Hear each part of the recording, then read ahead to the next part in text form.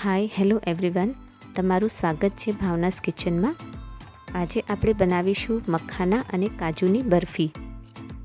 મખાના અને કાજુની બરફી બનાવવી બહુ જ ઇઝી છે અને ખાવામાં બહુ જ ટેસ્ટી લાગતી હોય છે। તો ચાલો રેસીપી સ્ટાર્ટ કરીએ। અહીંયા મેં એક મોટો વાટકો ભરીને મખાના લીધા છે। એને હું ડ્રાય રોસ્ટ કરું છું એકદમ લો ફ્લેમમાં। તો આમાં મેં ઘી એડ નથી કર્યું।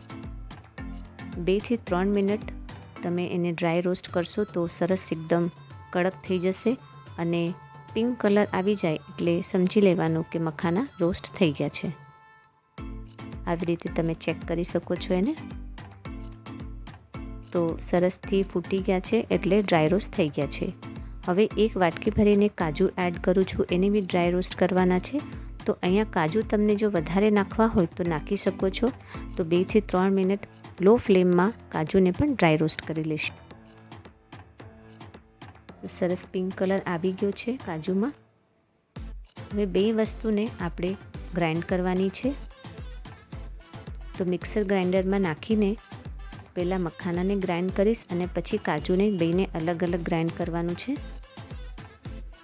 એકદમ પેસ્ટ જેવું નથી બનાવવાનું, થોડુંક દરદરું પીસવાનું છે એને।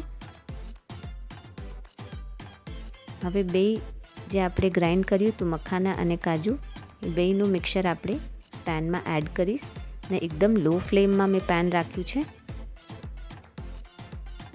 સરસથી મિક્સ કરી લઈશું એને।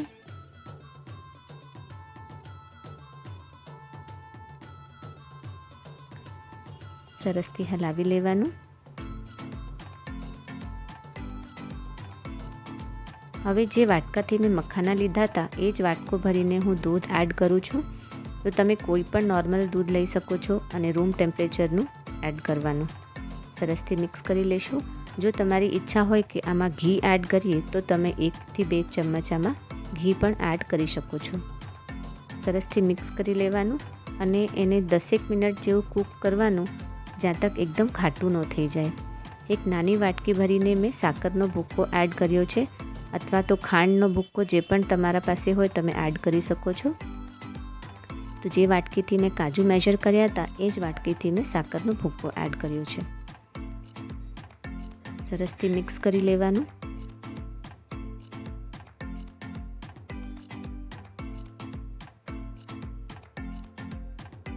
એક અડધી ચમચી આમાં એલચીનો પાવડર નાખ્યો છે મેં, એને પણ મિક્સ કરી લઈશું।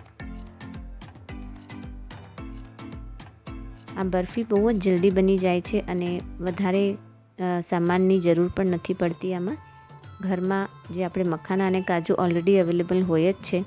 તો જ્યારે પણ તમને મીઠું ખાવાનું મન થાય અથવા તો ઉપવાસ હોય યા તમે કંઈ ફરાળની વસ્તુ ખાતા હો તો તમે આ બરફી બનાવીને એન્જોય કરી શકો છો। તો તમે જોઈ શકો છો એકદમ ઘાટું થવા આવ્યું છે મિક્સચર। આ બરફી છોકરાઓથી લઈને મોટા તક બધાને બહુ જ ભાવતી હોય છે।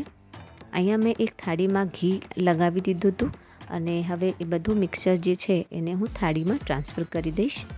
અને જેવી રીતે આપણે સૂજીનો હલવો એને આપણે થાળીમાં પાથરીએ છીએ એવી જ રીતે આને પણ પાથરીને સરસથી ટેપ કરવાનું। તો ચમચીના પાછળ મેં ઘી લગાવીને અને સરસથી એને પાથરી દીધું છે એક પ્લેટમાં। હવે એના ઉપર ગુલાબની પંખુડી અને બાદામ પિસ્તાની કતરણથી એને ડેકોરેટ કરી દઈશ।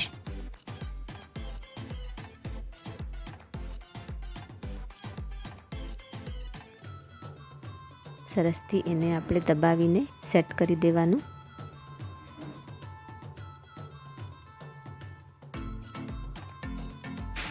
જો બનાવતા આ બરફીને ખાલી 10 જ મિનિટ લાગતી હોય છે, વધારે ટાઈમ નથી લાગતો। એટલે તમને ક્યારે પણ ટાઈમ ન હોય ને જલ્દી બનાવવું હોય તો તમે આને ટ્રાય કરી શકો છો અને એન્જોય કરી શકો છો ફેમિલી સાથે। આ પ્લેટને આપણે રેફ્રિજરેટરમાં રાખીને 10 મિનિટ રાખવાની, પછી બહાર કાઢીને અને પછી એના પીસીસ કરવાના છે। તો તમે કોઈ પણ શેપમાં કટ કરી શકો છો એને। જો તમને મારા વિડીયો સારા લાગતા હોય તો લાઈક, શેર અને સબસ્ક્રાઈબ કરવાનું ન ભૂલજો અને બાજુમાં આપેલી બેલ આઇકન જરૂરથી દબાવજો. એનાથી મારા નવા વિડીયોના નોટિફિકેશન્સ તમને મળી શકશે. તો રેડી છે આપણી મખાના અને કાજુની બરફી.